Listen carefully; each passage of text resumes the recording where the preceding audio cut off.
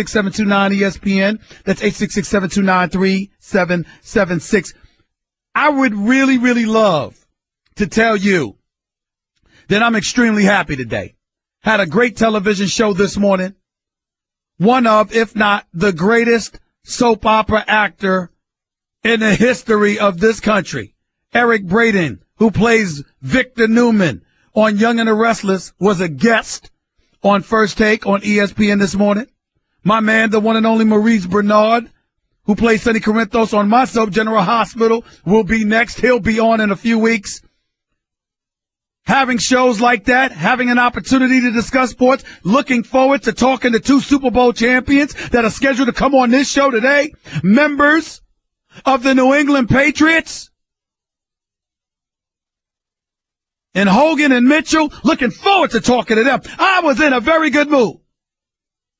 And then I got word that this dude, Phil Jackson, former architect of 5 championships in Los Angeles, after the 6 that he registered in Chicago, who is now the executive of the New York Knicks, who is an absolute abomination as an executive as far as I'm concerned with the job that he has been doing since he's arrived in New York City.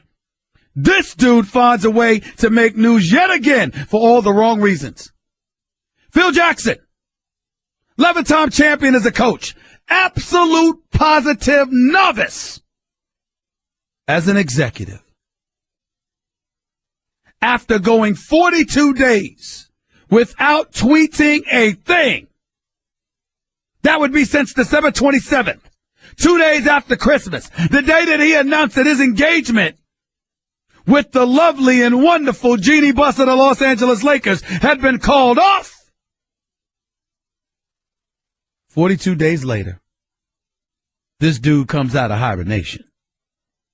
And he comes out of hibernation in the aftermath of a of a story written by Bleacher Report's Kevin Ding, whom Jackson has known for decades, by the way.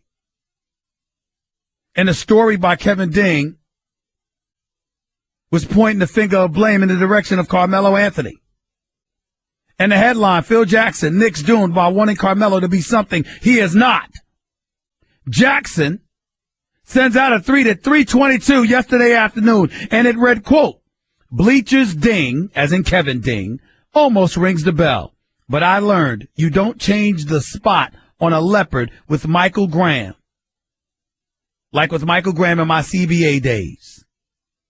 Ladies and gentlemen, for those of you who don't know who Michael Graham was, he's the one that helped Patrick Ewing and the Georgetown Hoyas capture a national championship at Georgetown in 1984. He's a guy that tallied 22 points and 11 rebounds, including 14 points in the championship win over the Houston Cougars with Hakeem Olajuwon, Clyde Drexler, and Phi Slamma Jamma. He was named to the All-Final Four team. He was 6'9", 270 pounds, incredibly menacing.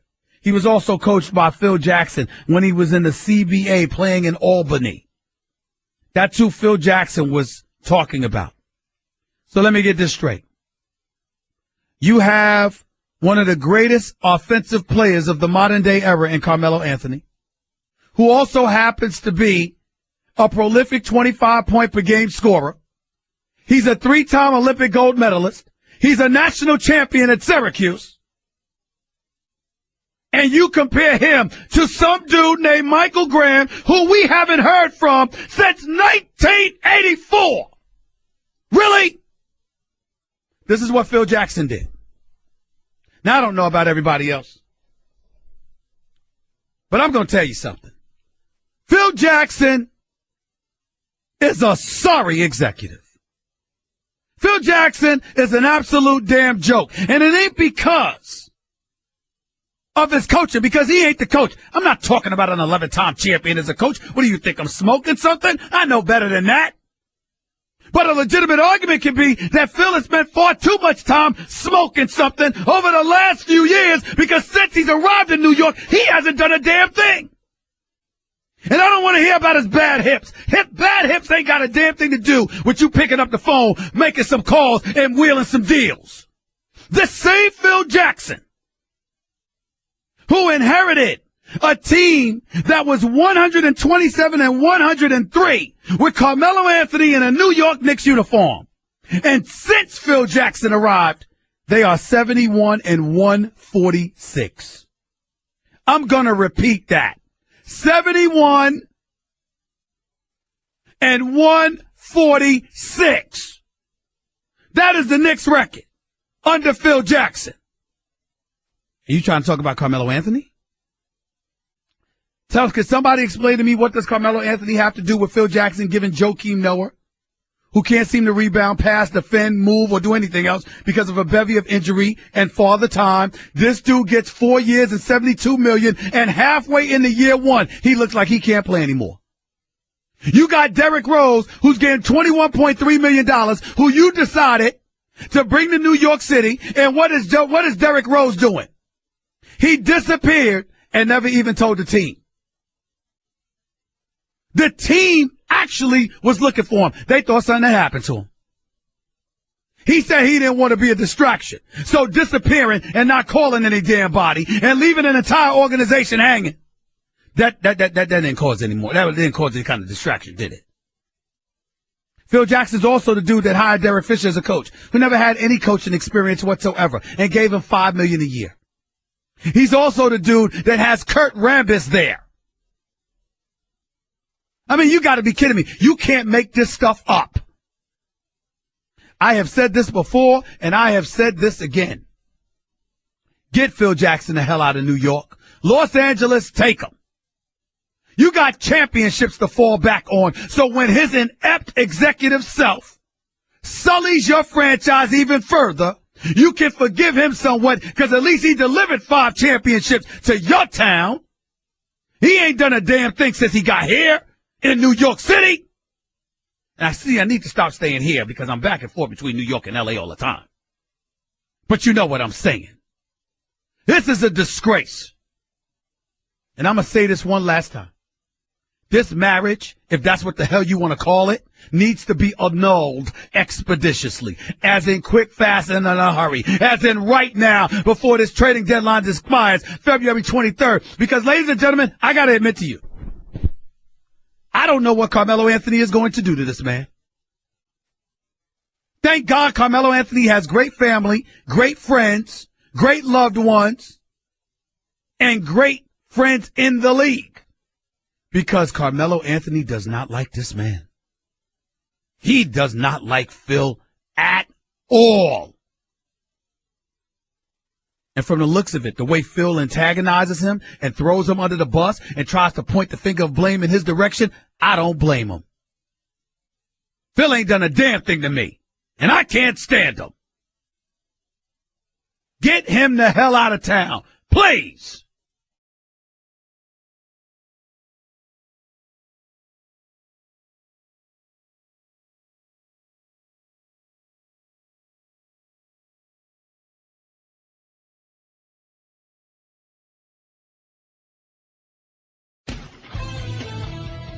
Hey listeners, this week on the Low Post podcast, we have Chris Herring from 538 talking Carmelo Anthony and the Knicks and the teams we're worried about around the NBA.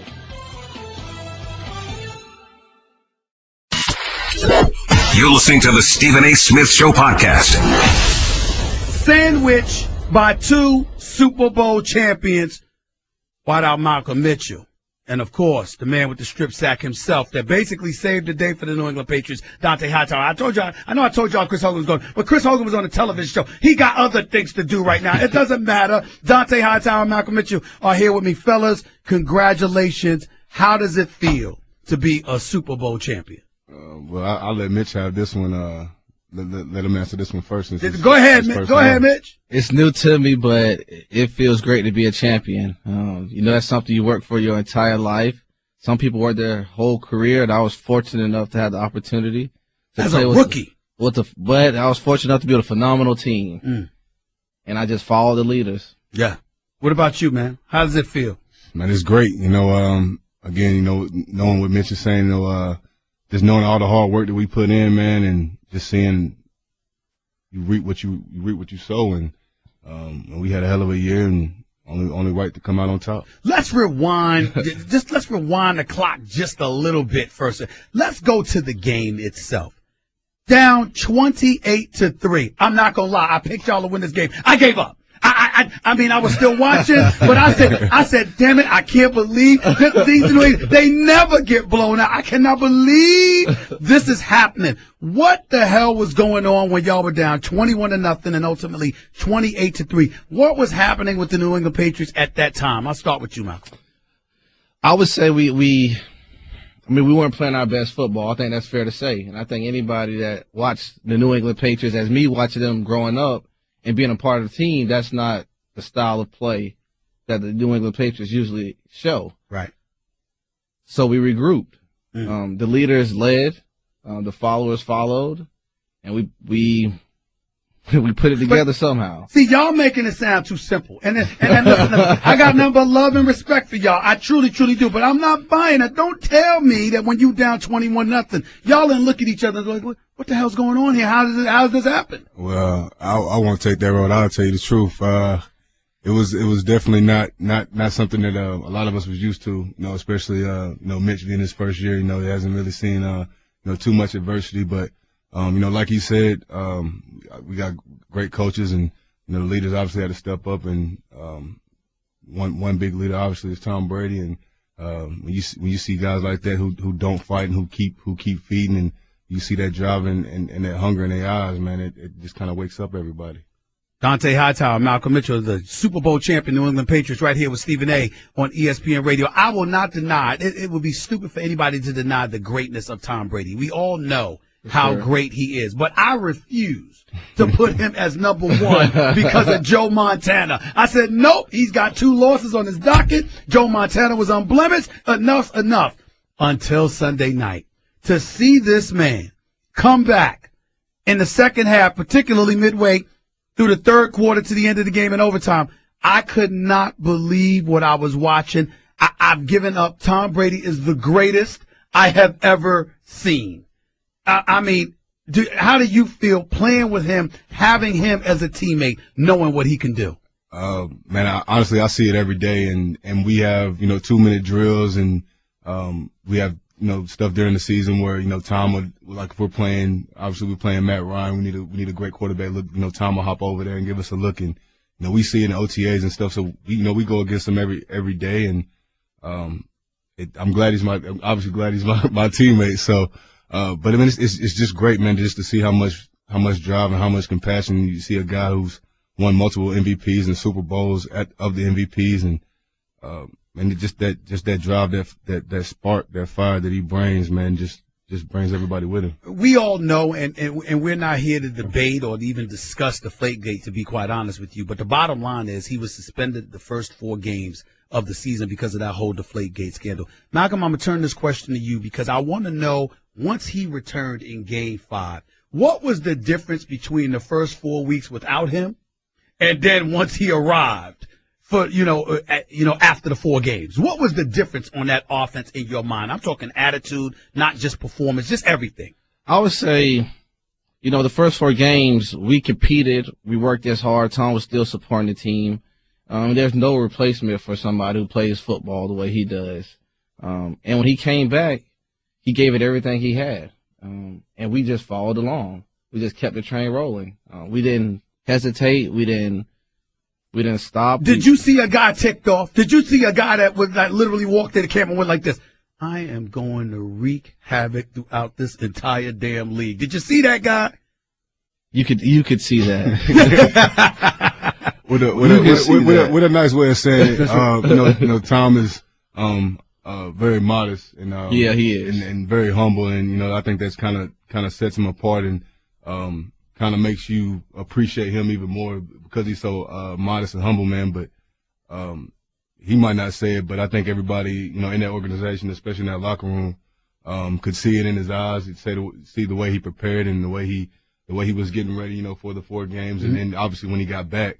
But just the overall determination, man. We're talking to Dante Hightower and Malcolm Mitchell, the New England Patriots, the Super Bowl champion New England Patriots, right here with Stephen A. on ESPN Radio. Listen, Bill Belichick has had his issues as well, but I got to tell you, what amazes me about him, and I wanted to bring this up this morning on First Take, but I didn't get an opportunity to. I see guys that walk away from the New England Patriots that end up playing for somebody else. No one ever says that they would rather play for anybody other than Bill Belichick. What is it about this guy? What is so special that has made him so great in your estimation? I played, I've been with Bill for 5 years, and then I played with his protege, Nick, 4 years at Alabama. And, definitely see, a lot of Bill and Nick. Can definitely tell, why, Bill's been so successful, since he's been with Baltimore Colts. I mean, it's his first year. So, overall, just the way he carries himself, I think for the most part, obviously it's more business than anything, but I think just the way he carries himself, he knows what it takes, and guys know that. And you see guys like Chris Long, or guys who come from different teams like Eric Rowe and Jabal Shear, Calvin Noah, and you see those guys come in and buy in to what it takes, and we turn things around. And he's a hell of a coach, and he does a great job of just getting his players to just trust him. And let's go back to the offensive side of the ball in this respect. Every time we talk about receivers for the New England Patriots, we've talked about somebody like a Randy Moss from back in 2007. Because Randy Moss is Randy Moss. He'll be in the Hall of Fame probably next year. For sure. But when we look at the other receivers, there's no doubt that there's been a bevy of talented receivers. But everybody is perceived as being a product of Tom Brady. Do the receivers themselves, do y'all look at it that way? Or is it one of those situations where it's like, No. We ain't no product of Tom Brady. We some bad boys ourselves, and we want to show the world what we can do. What's the attitude that y'all have being on the field with somebody as great as Tom Brady when you're going up against the opposition? The attitude we have is we have one of the best quarterback in the game, and it's our job to do what we need to do to get open and make plays when our name's called upon. All the outside noise, I can honestly say we really never pay attention to. We grind, we work hard, and we just get ready to play every game. Are y'all going to repeat? Man, I'm just trying to soak this one up right now. I ain't even got to really to relish it, man. Honestly, man, I don't think just I've been the thought yet. to actually man, 28-3, dog. I mean, yep. That alone is just 28-3 against Matt Ryan and this crew. And I'm wondering, how much should we all fear the Atlanta Falcons, considering the weapons that they have and who's returning? Do you expect that it could potentially be a rematch? Do you look at it that way? Or are y'all going to tell me y'all think about the Cowboys or somebody? I mean, please don't tell me that. Please don't tell me that. Man, honestly, man, they got a really, really good offense, and obviously, off season and all that stuff will counteract and move a lot of stuff. But I mean, they obviously have a great team, and Quinn's done a great job since he's been down there, and Matty Ice is Matty Ice. He's a great quarterback, and they got a real good receiving core and two good running backs. So, but how much does practicing against Tom Brady every day? It helps a lot. Helps when you're going up against a Matt Ryan. Absolutely. I mean, there's no other way to counteract going against a great quarterback. I mean, there's a lot of really good quarterbacks, but there's not as many great quarterbacks. And Tom Brady, Matt Ryan, Aaron Rodgers, Drew Brees. I mean, those are some guys that it's hard to duplicate at practice. And I mean, whenever you got Tom Brady, I mean, it doesn't get better than that. So, having him, whether it's him checking plays or him, just going through us, talking to us and letting us know, what are you seeing? What are we doing that tips your hat? What disguises or whatever. So, that only helps us get better, and, we take advantage of it. Dante Hightower, Malcolm Mitchell, recipients of the greatest comeback in Super Bowl history. Down 28-3, the New England Patriots came back and won the Super Bowl with 31 unanswered points. Got defensive coordinators fired in the process, by the way. They're going. They're going. They changed their staff already. Congratulations to Dante Hightower. Congratulations to Malcolm Mitchell. All the best. Malcolm Mitchell, Mama Mitchell, is she listening? She listening? She probably is listening. Mama Mitchell, how you doing? How you doing? Your son is in here. He's a Super Bowl champion. Now, what's your favorite meals? We got to make sure, because I know you like your mama's cooking. I love her spaghetti. Spaghetti? I love her spaghetti. All right, have you been home yet? I haven't been home yet. You haven't been home. Now, home is where? Valdosta, Georgia. Okay, Valdosta, Georgia, because you went to Georgia. Here's the deal. Mama Mitchell, he wants his spaghetti. See, you can make demands on the day like that. Yeah. You're going to have it tomorrow. You got to do it now. I got to do it now. You got to do it now. Strike while the iron's hot. Appreciate you, bro. Appreciate both of y'all. Congratulations to the Super Bowl champion New England Patriots. Very, very well deserved. Guess what? You're in the middle of the Stephen A. Smith Show podcast. Damn it, I mean it! On the line right now is my man, writer, producer, director extraordinaire, and more importantly, the greatest Knicks fan in the world, even greater than me. I'm talking about the one and only Spike Lee. He's on the line with us right now. Just decided to just call in. What's on your mind, Spike? What's up? Well, haven't seen you in a while. Happy New Year, first of all. Happy New Year, my brother. Go ahead. And I'm still sick over that Super Bowl. Oh. Anytime Boston wins, they got the last two on a humble. Pete Carroll throws the ball, and Atlanta chokes. Well, Atlanta choked, but Tom Brady has something to do with that. They heard those footsteps coming, Spike. Come on. I give mad respect to Tom Brady. Yes, you got to. But there's no way in the world a team should score 31 unanswered points on your ass, excuse my language, in the Super Bowl. That should not happen. Okay. But it did. Anyway. Well, go ahead. All right. But I don't know what Phil Jackson's doing, because you got to be a man. If you don't like Carmelo, don't use your mouthpiece, Charlie Rosen, these other guys, Ding. Yep, Kevin Ding, Charlie Rosen. Sit down with Carmelo and tell him that. But what he's doing, as we call him, is a punk move. Yeah. It's a punk move. He's having all these other people say what he wants to say.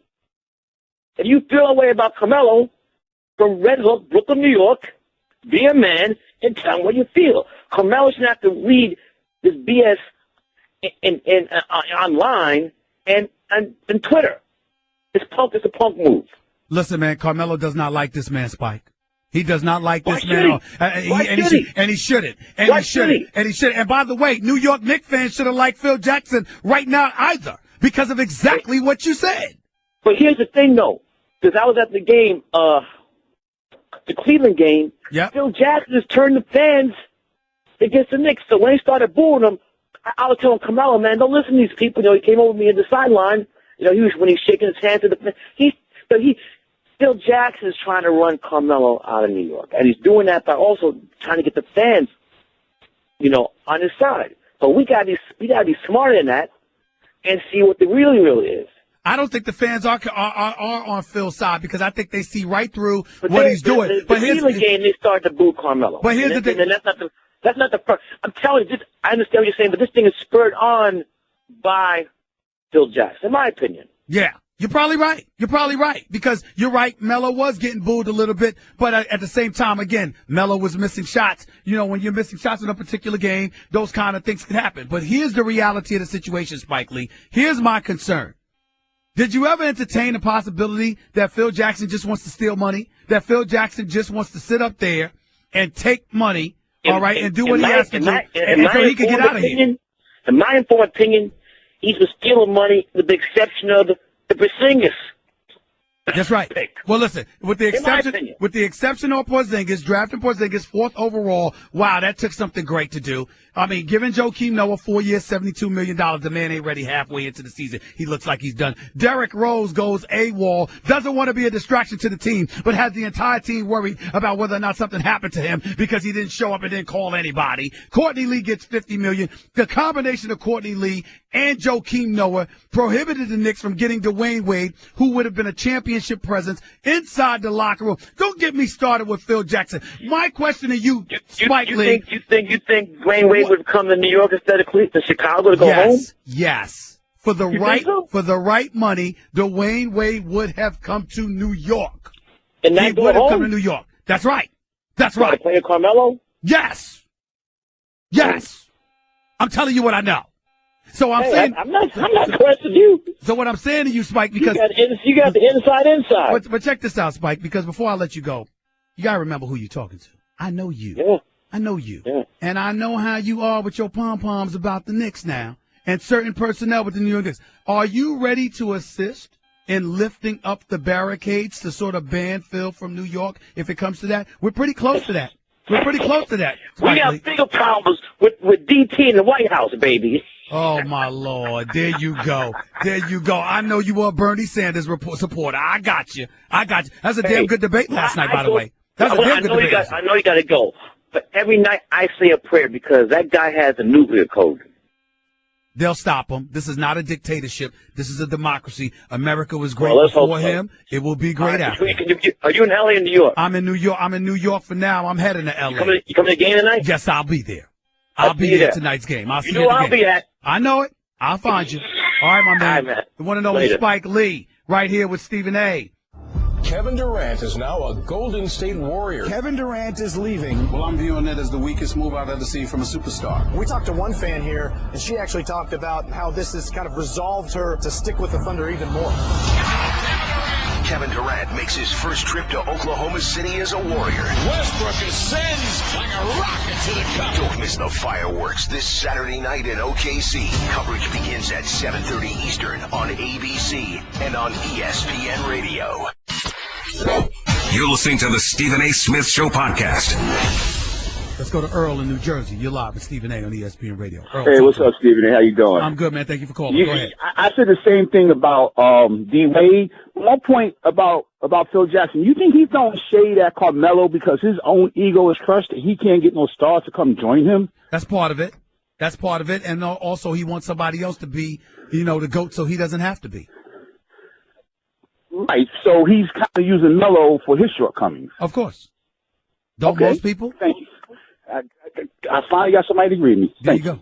No problem, my man. You take it easy. Let's go to Brandon in South Carolina. You're live with Stephen A. on ESPN Radio. What's up, Brandon? Talk to me.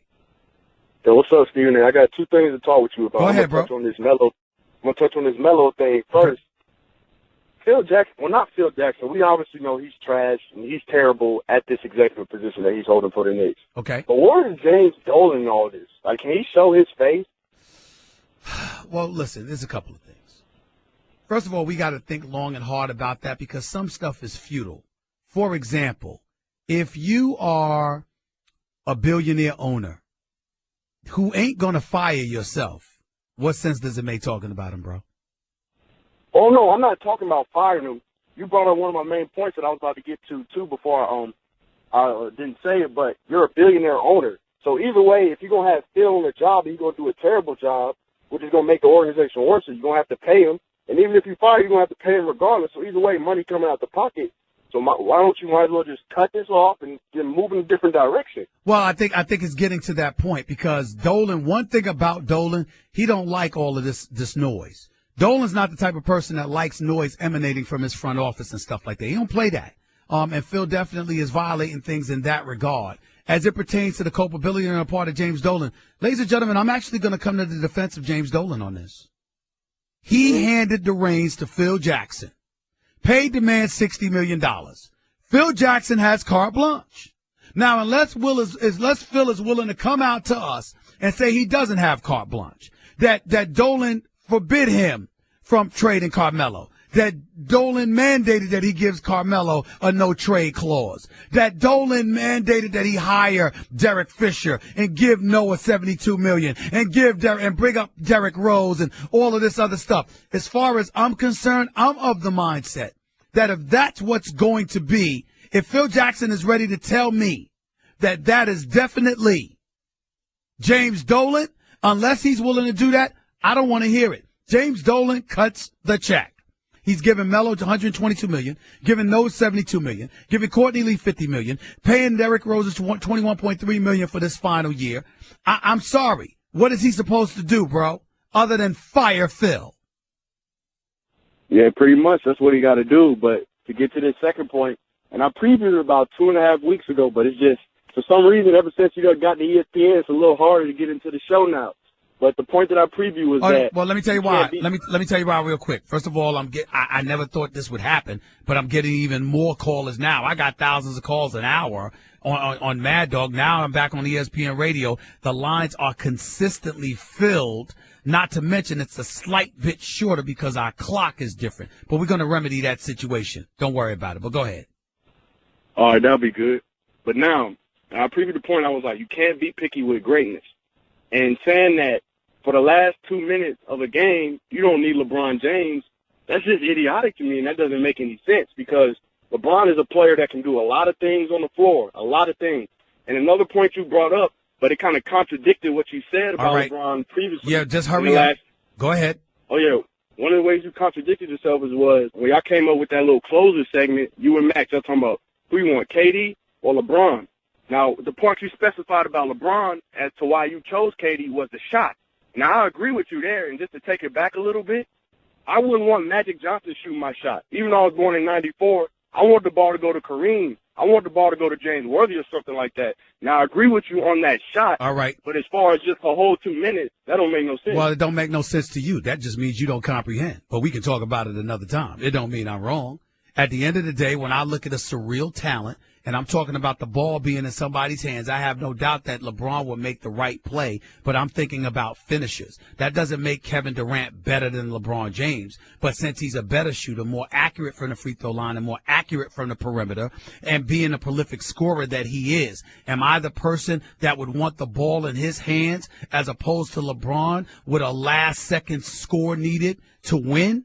I would pick KD because I think that KD's a better shooter, a better marksman, not that he's a better player. If you can't understand that, you don't know basketball. Let's go to Len in North Carolina. You're live with Stephen A. on ESPN Radio. Lenny, go ahead. What's going on, big brother? I'm good. Talk to me real quick. How cool was it to sit there and talk about the Lakers with Eric Brayton? Well, was that cool or not? It was great, but for me personally, I've known him for years. We've been friends for years. We have dinner every time I'm in L.A., so it was nothing new to me because he's always complaining to me about the Lakers. But it was fantastic and phenomenal having him fly all the way in to come on First Take. I loved it. You know what? Could you do a crossover where you go General Hospital, where Sonny Corinthos teams up with Victor Newman and just takes over the world? Possibly, that would be awesome. Possibly, but Sonny Corinthos, a.k.a. Maurice Bernard from General Hospital, is coming on General Hospital. Yes, he is. Okay. I'm sorry. He is coming on First Take. Yes, he is. Okay. All right. Cool. But to get back to your Knicks, man, what would be the ramification if Dolan just said, you know what, Phil, you're a distraction. You got to go. The only ramification would be Dolan's pockets. So he would still have to pay Phil. Yes. Is what you're saying. He owes Phil $24 million after the season. Okay, but then what would be the ramification for the team? None. Nothing? So none. Okay. None. Then why is he not pulling the trigger? Because Dolan doesn't want to let him go yet. From his track record, I'd let him go. He's got to go. Yeah, I think it's time for Phil. I don't think Phil is the right man for the job as an executive. I really, really don't. I think they need to go in a different direction. And I thought this was a 6 seed back in early November. I thought the Knicks could potentially battle for a 5th or a 4th seed within the Eastern Conference. And then I watched stuff unfold. I'm not high on Jeff Hornacek. I'm not saying he's a bad coach, but is he the answer? Me personally, I just think Mark Jackson should be the head coach for the New York Knicks. Exactly. I think Mark Jackson should be the coach for the New York Knicks, and I think that if Phil Jackson's not going to be there, although I like Steve Mills, I think Steve Mills is better as the right-hand man of James Dolan. I believe that Joe Dumars should be an executive that is brought in for the New York Knicks. That's just me. Lenny, I got to go, man. I appreciate you as always. Guess what? You're in the middle of the Stephen A. Smith Show podcast. Damn it, I mean it! Kevin Durant makes his first trip to Oklahoma City as a Warrior. Westbrook ascends like a rocket to the cup. Don't miss the fireworks this Saturday night in OKC, 7:30 Eastern on ABC and on ESPN Radio.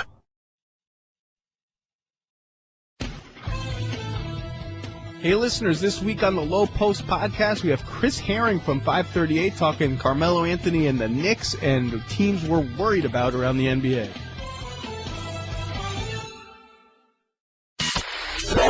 You're listening to the Stephen A. Smith Show podcast. Doc Rivers, the coach of the Clippers, is so disgusted he don't even want to talk about it. He says, we're dealing with the good dudes we have here. You don't want to talk about Carmelo, you don't want to think about it. Fair enough. I would say to Doc Rivers, consider something. Because the Clippers is pleasantly constructed. They ain't winning the damn thing. I can promise you that. They're just not going to do it. Blake Griffin's a star. He can play. He's not a scrub. And we all know that Chris Paul's a superstar point guard. but they're not built to beat the Golden State Warriors. They're just not constructed in the right way. If you can get your hands on Carmelo without giving away Chris Paul, Blake Griffin, or DeAndre Jordan, you do it. You absolutely positively do it. But if you got to give away dudes, I don't know what you do. Would I give away Blake Griffin for Carmelo? Yes, I would. I know Blake Griffin loves L.A., but I want somebody that's going to produce in the fourth quarter of games that actually count. That's just my preference. I know Blake Griffin's a star and he can play, but I'm just saying. 866-729-3776, 866-729-3776. That's 866-729-ESPN. The other thing I want to bring up, Draymond Green for the Golden State Warriors made some news because he got on something. He got on Kevin Durant. He got on Kevin Durant because he was footage of him getting in Kevin Durant's face, talking to him, imploring him to do something, to the point where even Kevin Durant appeared frustrated. But before I go any further, and Nuna, I'm hoping to listen. Nothing in general. It was actually a tactic. But that's for us for us to know and everyone else to figure out. But everybody who makes a big deal out of it probably are losers. So that's how I view it. Anyone who knows anything about winning know that that's going to happen. It just is what it is. Like I said, if you got to hide something from one of your teammates and you can't say something to somebody, then you're in a bad situation. And me personally, I don't want to be in that situation. If you're on a team where you can't talk, where there's moments and you need to yell at each other, maybe that yelling is to get each other going. I agree with Draymond Green. I love his comments. And more importantly, the dog that he is, and that's a compliment when I say dog, D-A-W-G. I love it. Because what Draymond Green is basically telling the second best player in the world, which is Kevin Durant, is simply this. I kind of know what it takes to be a champion. And my brother, you ain't cutting it acting like this. Kevin Durant is averaging more than 25 points per game. He's the team's leading scorer. He's shooting 53% from the field. He's been absolutely prolific and efficient, which he always is. That's not what Draymond Green is going after. Draymond Green is going after that's something inside of yourself that you pull out of your chest when it's time, which is something we have not seen from Kevin Durant when it counts in the postseason. Let's keep in mind that Draymond Green is the same dude that showed up in Game 7 at the Oracle last year and dropped 32, 15, and 9. That Draymond Green shows up. He does not play. And that cannot be ignored. I have nothing but faith in Draymond Green. And he doesn't have to be the best player to be a leader. All you got to do to be a leader is to be on the floor and be productive. And if you are on the floor and productive, you can be a leader. Bill Laimbeer wasn't Isaiah Thomas, but he was a team leader. It was Bill Laimbeer that looked at Rick Mahorn. It was Bill Laimbeer that looked at Dennis Rodman. It was Bill Laimbeer that looked at John Sally and James Edwards and others and said, yo, this is how we do things here. Now you either going to step it up or you not. Or you going to get yourself up out of here. Because that's what winners do. That's what winners do. And Draymond Green is absolutely right. This is not a question or a debate about the greatness of Kevin Durant. He's the second best player in the world. And the only reason why he isn't number one is because he doesn't have LeBron James credentials. That's it. He's that great. But why are you entering your 10th year in the league and you don't have a championship yet? Why have you only been to one NBA Finals? How many times are you going to leave it to other people to blame Russell Westbrook for what you didn't do? And Draymond Green ain't saying those words and he ain't using those words. But trust you me, that's exactly what he means. You don't have that excuse now, my brother. You got the Splash Brothers and Steph Curry and Klay Thompson. You got me, Draymond Green. You got Iguodala. You got Sean Livingston. You got Steve Kerr. You got champions around here. All you need to do is your part. Handle your business. Handle your damn business. That's what Draymond Green said. That's what winners say. You don't like Draymond Green for this. You don't hate Draymond Green for this. You love him for this. Because that's what champions do. Kevin Durant can get an attitude all he wants to. It's no big deal. He's not getting a real attitude. That's his boy. So let's not run away with it acting like, oh, my Lord, something's going on here. Draymond Green is one of the biggest reasons Kevin Durant came to Golden State. But now that he's here, yo, this is what we do to win here. And don't compare Kevin Durant to Steph Curry. Steph Curry is a champion. He has already shown he's got that dog in him, D-A-W-G. Don't get me started with Klay Thompson, one of the best two-way players in the entire league. Kevin Durant got to be that dude. He might have to be that dude. And if he is that dude, there's nothing stopping Golden State. Which is why LeBron James has sounded a little bit nervous over the last 2 weeks. He knows Cleveland need to do something because it's presently constructed. They can't beat these boys. They ain't going to be Golden State. Not in a 7-game series. 866-729-ESPN. That's 866-729-3776. The biggest medical center on earth isn't found on the East Coast or the West Coast. It's found in Houston, Texas, America's third coast. Houston is home to the Texas Medical Center, or as they call it, TMC. It's the largest medical city on the planet. Each year, the TMC's 21 hospitals serve over 8 million patients. Its 3 medical schools and 6 nursing schools educate tomorrow's medical leaders. More doctors, nurses, and scientists work at the TMC than any other site in the world. With over 100,000 employees, it's the 8th largest business district in America. Every 3 minutes, a surgery begins at TMC. Every 20 minutes, a baby is born. The Texas Medical Center leads the world in clinical research. TMC doctors and scientists are at the forefront of life-saving medical advances, developing new treatments, drugs, and devices to improve the health of humanity. So find out more about the innovations happening at the Texas Medical Center at tmc.edu. 866-729-ESPN is the number to call up. That's 866-729-3776. You heard what I had to say about Melo and Phil Jackson. You heard what I had to say to the New England Patriots. You also heard about what I had to say in regards to Draymond Green talking to Kevin Durant in emphatic fashion. That is. I'm Andy Katz from ESPN, along with my co-host Rick Klein of ABC News. On the latest edition of Capital Gain, we're going to discuss President Trump's controversial executive order. We'll discuss it with Iowa's Peter Jock and SI.com's Michael McCann. You're listening to the Stephen A. Smith Show podcast. Let's go to Louie in Cali. You're live with Stephen A. What's going on, Louie? Stephen A.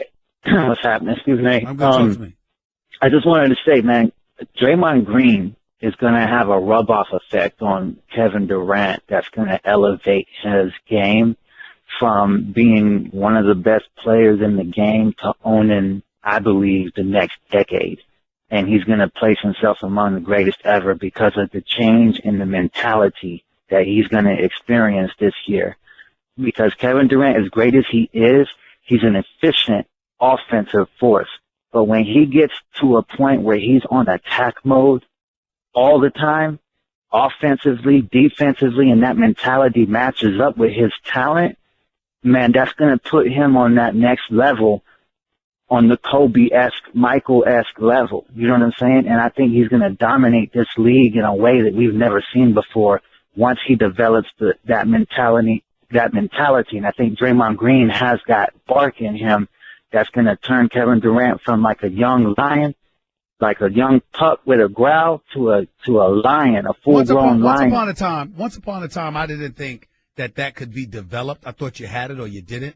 But I watched it develop in LeBron James because he's not the same dude that he used to be. LeBron James used to be scared to have the ball in his hands early in his career because he wasn't that confident at the free throw line.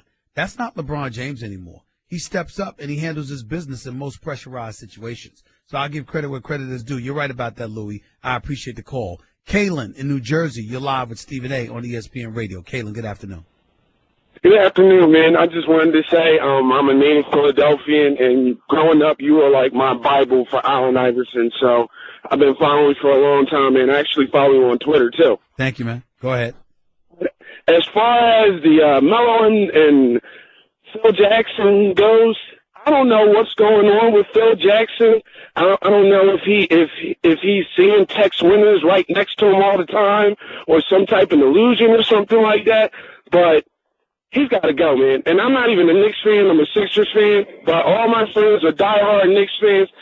I think the game of basketball has passed Phil Jackson by. Everybody doesn't stay on top of the coaching game or on top of the general managing game like a Jerry West or Greg Popovich or anything like that. And I think Phil's been going on those 11 rings for a little bit too long. I think it's time to go. I agree. It's definitely the case in New York. I don't mind him in L.A. or someplace else, but he damn sure don't need to be with the Knicks. He don't want to be here anyway. That's the real key in all of this. He really doesn't want to be here. Let's go to Sam in Uniondale. You're live with Stephen A. on ESPN Radio. What's up, Sam? How are you? What's up, Steve? I'm good. Steve, it's time for Phil to go, man. And Phil Jackson, to me, early on when he first got here, you know, he got on J.R. Smith, blowing up his personal life. He made comments about Iman Shumpert. I'm like, no big deal. Then, Phil doing his documentaries with Charlie Rosen and all this stuff. And now you've got Phil. Not only did he take shots at the face of the league in LeBron James earlier this year, but he also took shots at, now you're taking shots at your resident star. And Stephen A., people, Knicks fans have to realize that if you get rid of Carmelo Anthony, who's going to come here, Stephen A.? Because the Knicks have money this summer. Who's going to come here after you took shots at LeBron, you ridiculed your star, you embarrassed him? Who's going to come here? We brought Phil Jackson here to be the Pat Riley face to get guys here. Hasn't done it. Who's going to come here now that they see that this guy humiliates his stars? Well, that's exactly what I said. Now, mind you, Carmelo was warned about this by Kobe. But Kobe believes in Phil. Kobe's whole thing is that history, shows everything. You be patient. Phil Jackson knows what he's doing. But I think Melo's a special situation because unlike Kobe, Melo hasn't won. Kobe had 5 rings. And more importantly, Phil was the coach. Phil wasn't an executive. So Melo's getting a very poor, worn-down, novice, inept, inexperienced version of Phil Jackson because he's not getting the coach who's hands-on coaching him day-to-day like he was coaching Kobe. He's getting the executive, and that's what makes this disgusting. If Phil were the coach, despite the fact that it might disgust Melo, he was prepared to deal with this because Phil is hands-on making everybody around Melo better, and that would have been tolerable. But because that's not the case, and Phil is, sitting, 50 perches above the fray, just running his mouth and running it to people within the blogosphere, the media, and really talking down to Melo, that's why Melo can't stand him. And Stephen A., I was going to also say, with him doing that, Carmelo Anthony is a guy, he's a guy who's friends with all these guys, Chris Paul and all these guys. This summer, there's going to be so many point guards available. They're not going to want to come here. They're not going to want to come here and play for Phil. They're not going to want to come here playing Phil, which is why what you bring up, Sam, is very, very relevant because knowing that reality, it might be in James Dolan's best interest to get rid of Phil now. But at the same time, you're counting on Carmelo to recruit, and I really, really don't know if you can do that. Let's go to Cody in California. You're live with Stephen A. on ESPN Radio. What's up, Cody? Hey, Stephen A. How you doing? I'm good. Talk to me. I just want to say, big fan of yours. Watch you all the time. Listen to your radio almost every day. In the last few days, though, after the Super Bowl, I've been hearing a lot of Tom Brady is the greatest talk. I heard you and Max Kellerman. What's your point? I don't need you to reiterate what Max and I said. What do you feel? What do you feel? You don't, Steve. What do you feel? I feel you're wrong. Okay. Well, tell me why. Okay, perfect. Thank you. I appreciate that. Oh, you better hurry up. Go ahead. The GOAT, the GOAT is, by definition, the player who can and has executed the best performance of play to have ever been previously conducted. Nothing else, no more, no less. Tom Brady's Super Bowl, and that was the turning point for you when you said John Madden, Joe Montana. Yeah, excuse me. This Super Bowl is not a good example of why he's better than Joe Montana, and I wouldn't even put Joe Montana How about 5 Super Bowl rings and 7 Super Bowl appearances? Is that a good enough example? How about no, 10 appearances in a conference championship game? Is that a good enough example? No, it's not. Okay. Those feats are team-based, not player-based. Goodbye. Have a nice day. Have a nice day. Have a nice day. So, in other words, you just told me, Nuna, I want to make sure I'm clear about what Cody just said. 10 conference championships don't mean anything. 5 Super Bowl titles don't mean anything. 7 Super Bowl appearances don't mean anything because those are teams, not the individual. What was Joe Montana playing by himself? Wasn't Jerry Rice on those teams? Wasn't Dwight Clark on one of those teams? Wasn't John Taylor on those teams? Wasn't Ronnie Lott on those teams? Did he play by himself?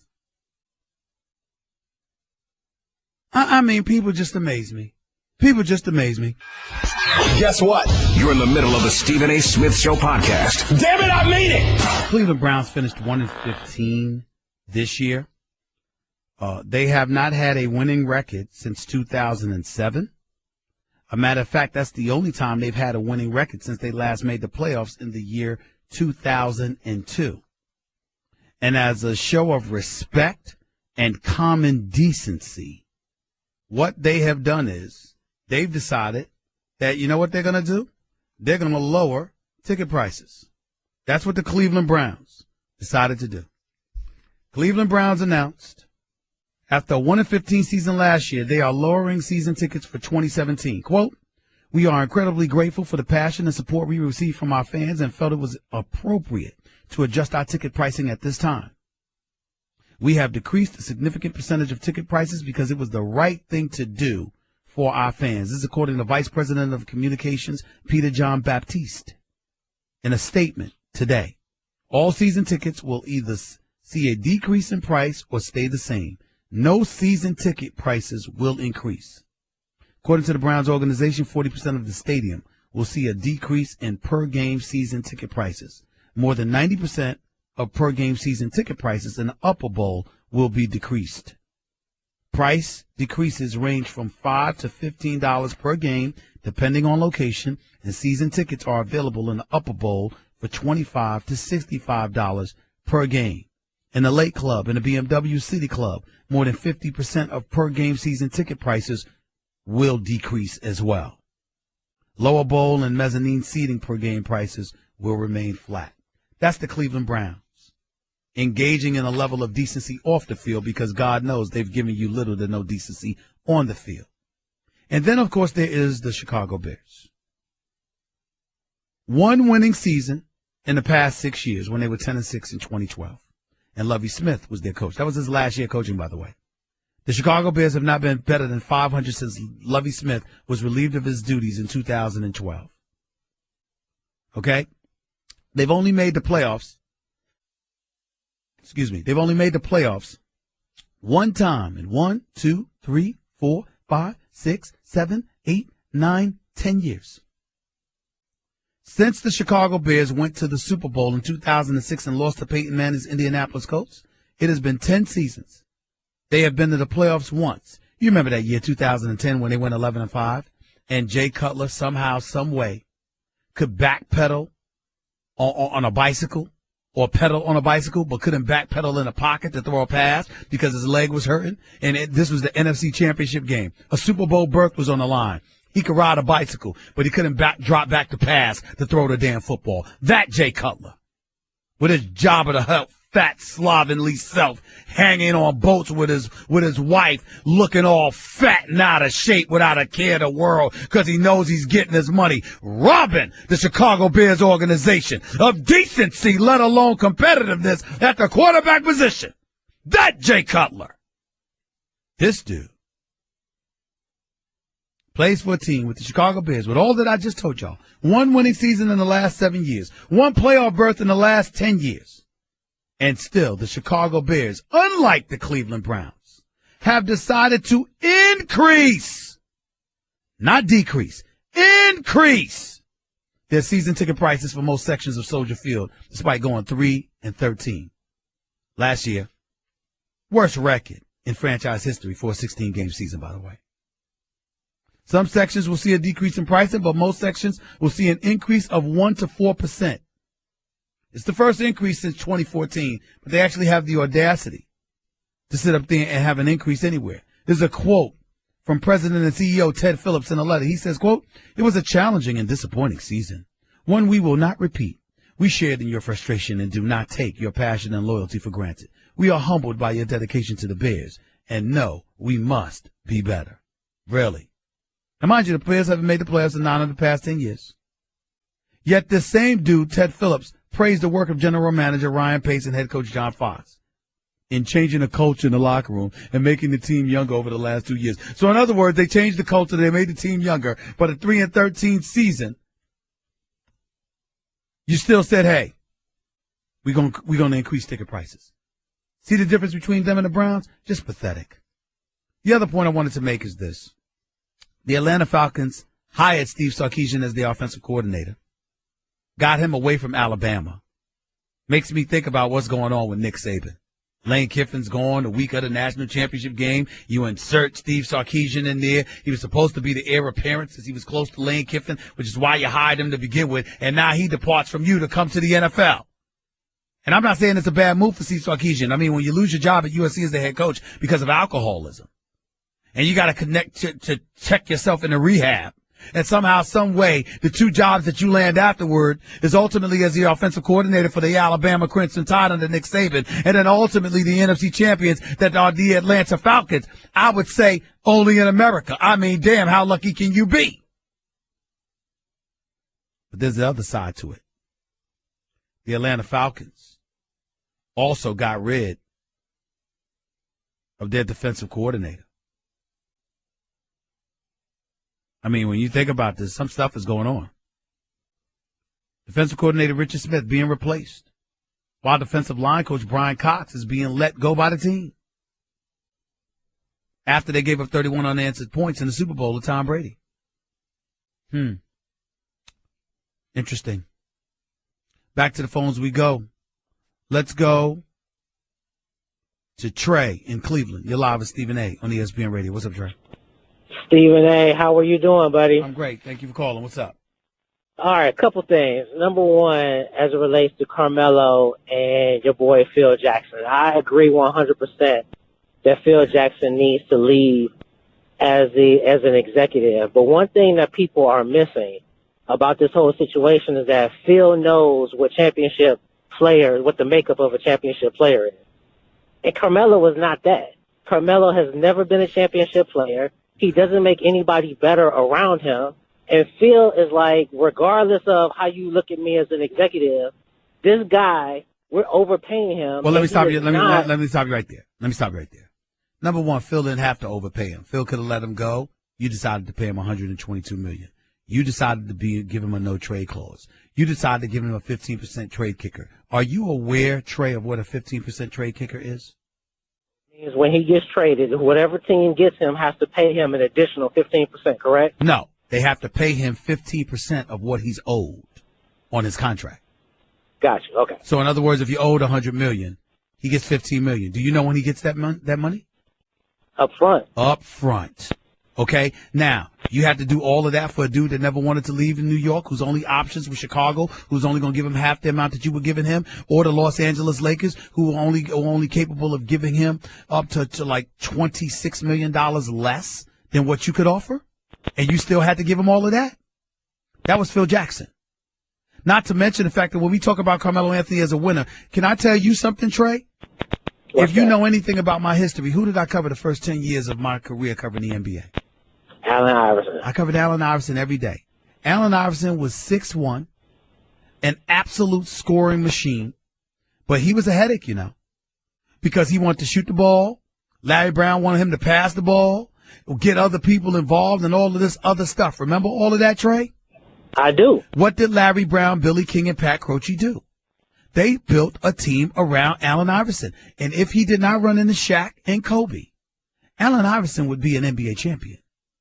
The difference between Carmelo Anthony and Allen Iverson is that Allen Iverson has the heart of a champion, and Carmelo Anthony has never shown that. Here's my problem with what you're saying. Carmelo Anthony, when he had a decent team, he went to a Western Conference Finals. He, too, ran into Shaq and Kobe in the Western Conference Finals when he had Chauncey Billups. A matter of fact, every single time that Carmelo Anthony has excelled on the basketball court, he had a point guard, whether it was Chauncey Billups in Denver or whether it was Jason Kidd in New York or during Olympic competition. I'm saying to you that you have some individuals that it ain't about their skills. What it's about is what you put around them, because their skill set mandates that they can only do but so much for you, because that's simply their game. I will concede to you that Melo is not that LeBron dude. He's not that kind of dude or anything like that. But don't tell me that the scoring machine that he is, that you couldn't figure out a way to put other requisite parts around him to at least make you respectable. That's what we're talking about here, Trey. Mike Woodson got Carmelo and them to the semifinals of the Eastern Conference on 54 wins. Phil Jackson has 71 wins in 2.5 years. Right. I got you. That's the difference. But that's the problem. The other thing I wanted to say, and I know I'm going to take some heat for this, but, you mentioned Kevin Durant and Draymond Green. And Draymond Green, at the end of the day, Draymond Green gets way too much. I don't need to qualifiers. I need you to get to your point because we're running out of time. Just go ahead and say what you got to say. I got you. Draymond Green is the most overrated player in the NBA. And yes, I am from Cleveland. Well, let me tell you why you're wrong. LeBron is the only player in the NBA right now, and he understands what it takes to go back to back. Trey, stop that. That's not true. That's not true. Here's the deal. Here's what you have to understand about Draymond Green that you're being disrespectful about. He's got the heart of a champion, A, but B, and more importantly, he plays his role on the team he's on. There's something to be said for that. Is he LeBron and guys like that? No. But the role that he has to play is perfect for the team that he's on. And you can't take that away from him. Kevin Durant is now a Golden State Warrior. Kevin Durant is leaving. Well, I'm viewing it as the weakest move I've ever seen from a superstar. We talked to one fan here, and she actually talked about how this has kind of resolved her to stick with the Thunder even more. Kevin Durant makes his first trip to Oklahoma City as a Warrior. Westbrook ascends like a rocket to the cup. Don't miss the fireworks this Saturday night in OKC. Coverage begins at 7:30 Eastern on ABC and on ESPN Radio. Guess what? You're in the middle of the Stephen A. Smith Show podcast. Damn it, I mean it! Got to get to the calls. They need to be quick, concise, to the point. Because I got to get on out of here. 98.7 FM New York. 710 ESPN LA, and of course, Sirius XM, ESPN Radio, Channel 80. Big Mike in the Bronx, you're live with Stephen A. on ESPN Radio. What's up, Big Mike? What up, Stephen A.? Real quick, I'm going to tell you right now, this is how we fix the Knicks. All the fans got to stop going to the games, all right? Dolan don't care. Stop going to the games, all right? When we stop going to the games and he sees the seats full and he doesn't get his pockets full, it's over. Then he'll start making changes. And number two, someone other than Melo needs to step up and tell Phil to either shut up, make a move, all right, or keep our business quiet. Because if it was Ewing would have not, I'm saying, Oakley or Starks or anyone or Mason would have told their GM, right, hey, keep it in house. The only person that can tell Phil to shut up is James Dolan. That's it. Got to run though. Thank you. Let's go to Calvin in Chicago. Real quick, Calvin, you're live with Stephen A. What's up? What's going on, Stephen A? Just 2 quick points. First point, I agree with you. Phil Jackson made a mistake by signing Derrick Rose and Joe Noah because they didn't prove to be worth a cent, in my opinion. The second thing is, Stephen, I know you fair. The thing is, I got to say, it's time for Paxton and Gar Forman to go, too. It's kind of like the Marvin Lewis examination. You've been there 14 years. You ain't got nothing done. I think it's time to go in a different direction. What I'm going to say is this. I'm not going to say it's time for them to go, but I'm not going to defend Paxton and Gar Forman, 2 guys that I respect. Here's why I'm not going to defend them. In the end, it's one thing to push Tom Thibodeau out of the door because you don't believe you can work with him. It's another thing entirely for you to turn around and to replace him with Fred Hoiberg, who is a great guy and a lot of people believe would be a really good college coach. But I had one guy on the team tell me they call him a perfectly third assistant. Come on, man. You can't have that guy there replacing Tom Thibodeau. That's the problem with that. Let's go to Jim in New Jersey. You're live with Stephen A. on ESPN Radio. What's up, Jim? Hey, what's up, Stephen A.? Hey, the fact of the matter is Tom Brady, hands down, is the best quarterback of all time. All right? This day and age, this class of football it's different than what it was when Bradshaw and all them were back. It's different. It's just different. 5 Super Bowl rings?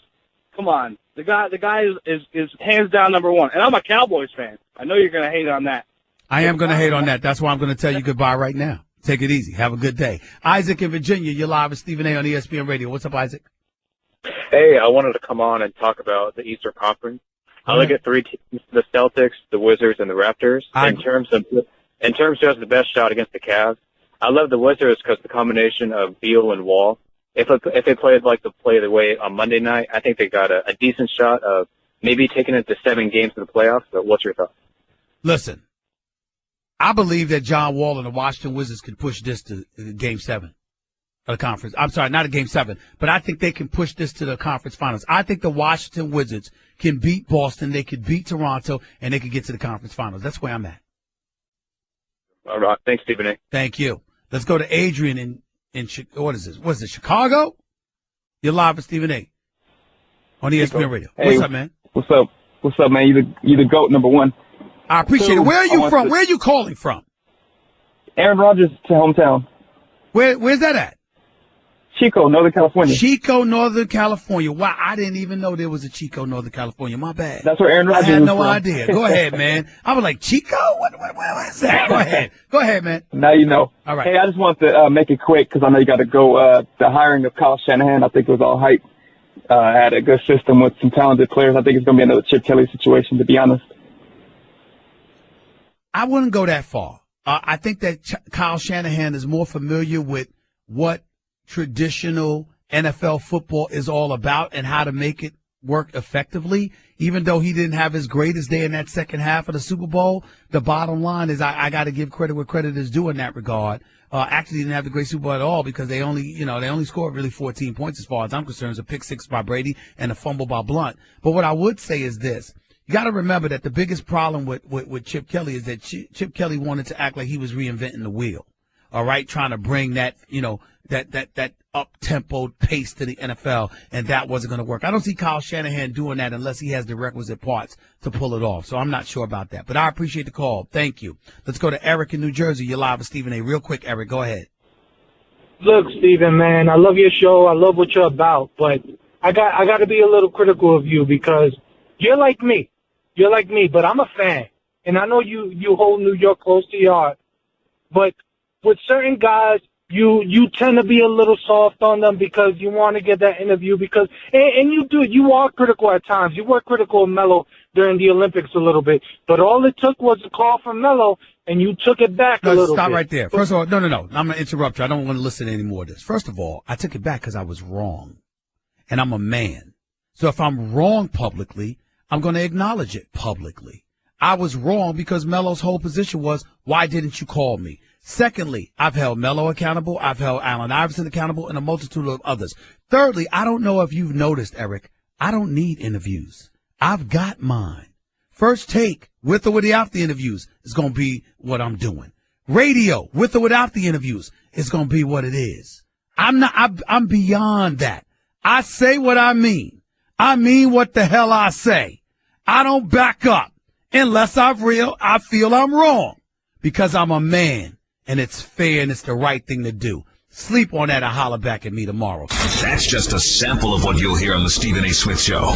Weekdays at 1 p.m. Eastern.